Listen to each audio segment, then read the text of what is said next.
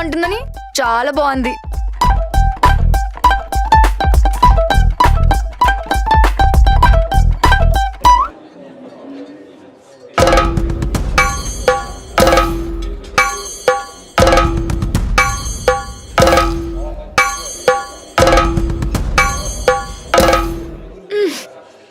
పొట్ట ఫుల్ అయిపోయింది.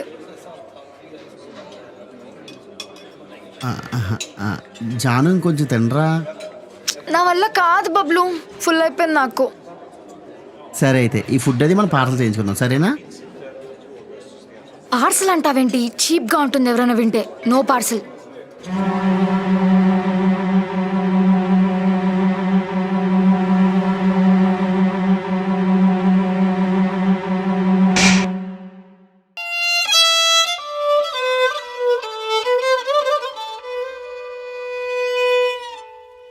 ఇక్కడ 3 పాయింట్లు గుర్తుపెట్టుకో, క్లియర్గా చెప్తున్నాను.